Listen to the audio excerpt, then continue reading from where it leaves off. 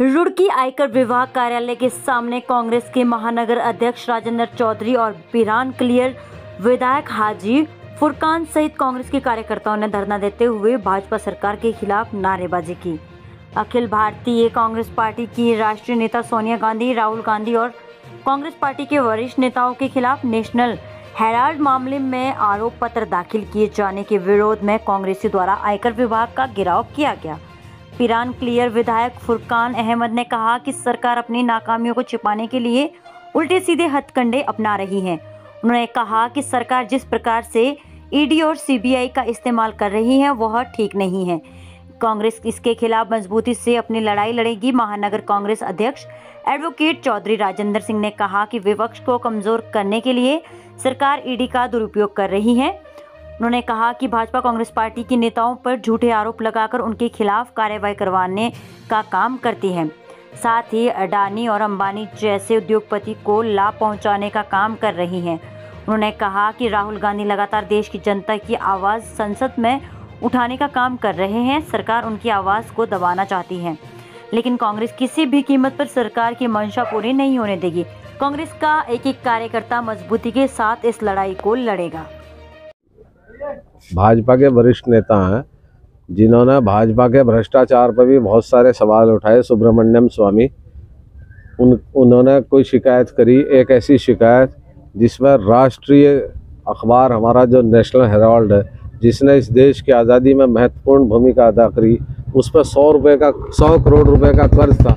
उस कर्ज अदायगी के लिए यंग इंडिया कंपनी जो हमारी एक एनजीओ है कांग्रेस की, उसने कांग्रेस पार्टी से कर्ज लेके वो कर्ज अदा किया बैंकों का। मेहुल चोकसी, नीरव मोदी, ललित मोदी की तरह भारत सरकार का और भारत के उपभोक्ताओं का जो पैसा बैंक में जमा था, इस तरह से लेके नहीं भागे। बाकायदा उसकी इनकम टैक्स रिटर्न दाखिल हुई, उस पर इनकम टैक्स अदा किया गया।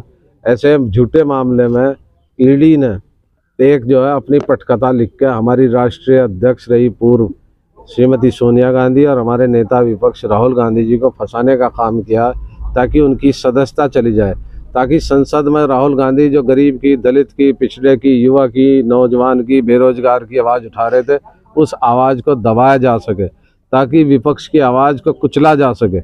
इसलिए जो है ये चार्जशीट भेजी गई है। ना इसमें कोई गवाह है, ना कोई सबूत है, ना कोई ठगी है, ना कोई धोखा है, ना कहीं से जो है पैसा किसी से वसूला गया, ना किसी को धमकी दी गई, ना कहीं से जो है उग्रवादी संगठन से पैसा लिया, ना किसी उद्योगपति से लिया। जबकि वो बार बार सुब्रमण्यम स्वामी कह रहे हैं कि डिब्रूगढ़ एयरपोर्ट में घोटाला है, अडानी के बंदरगाह में घोटाला, अडानी की कोयला खदान में घोटाला, अडानी को जो वहाँ बम्बई में धारावी दी गई उसमें घोटाला, उन पर कोई जांच नहीं कर रहा। अडानी को जो है 20-25 हवाई अड्डे दे दिए, उस पर कोई नहीं बोल रहा। इतनी हमारी ऑर्डिनेंस फैक्ट्रियाँ बेच दी, कोई नहीं बोल रहा। इतने जो है ये जो एक्सप्रेस वे बना, उसकी 550 करोड़ रुपए लागत थी, 7,500 करोड़ में बना, उस पर कोई नहीं बोल रहा। तो ये जो भ्रष्टाचार पे नहीं बोल रहे, जो भ्रष्टाचार के खिलाफ बोल रहे हैं, उनके खिलाफ कार्रवाई की जा रही है। मैं देश की जनता से, जो पढ़े लिखे युवा हैं, उनसे अनुरोध करूँगा कि इनके बहकावे में ना आए, इस सरकार को आने वाले समय में पलट दें। ये भ्रष्ट सरकार है। उत्तराखंड में 1 रुपये क्विंटल पे जो है हमारा खनिज बेच दिया गया गुजरात की कंपनी को, और हमें 80 रुपये क्विंटल में जो है वो मिल रहा ये बजरी, 100 रुपये क्विंटल में रेत, और वो दे रहे सिर्फ 1 रुपये क्विंटल। तो किसका नुकसान हो रहा? हमारा। ये जो हमारे पूर्व राष्ट्रीय अध्यक्ष आदरणीय सोनिया गांधी जी और हमारे नेता प्रतिपक्ष राहुल गांधी जी के खिलाफ जो चार्जशीट जमा की है ईडी ने, उसके विरोध में हम यहाँ पर बैठे हैं। क्योंकि राहुल गांधी जी और सोनिया गांधी जी और प्रियंका गांधी जी और हमारे जितने भी कांग्रेसी नेता बेदाग हैं, भारतीय जनता पार्टी उलझाना चाहती है। क्योंकि अभी जब अहमदाबाद में एक प्रोग्राम हुआ, पार्टी का अधिवेशन हुआ, तो उससे राहुल गांधी जी ने लोकसभा में कहा था कि इस बार हम गुजरात को जीत कर रहेंगे, और वो प्रोग्राम करके भी दिखाया वहाँ पर, जहाँ मोदी जी कहते थे, अमित शाह जी कहते थे कि यहाँ भी कोई गुजरात में परिंदा पर नहीं मार सकता। तो वो सब कामयाब हुआ, तो उसे बुखला गए ये ईडी का इस्तेमाल करती है, तो उसका हम विरोध कर रहे हैं। और क्योंकि हमें पता है कि हमारे राष्ट्रीय जो नेता हैं वह बिल्कुल बेदाग है, और उनके सिर्फ उन्हें उनकी सदस्यता खत्म करना चाहते हैं, इसलिए उन्हें जानबूझकर उनके खिलाफ चार्जशीट की गई। इसलिए हम यहाँ पर विरोध पर बैठे हैं।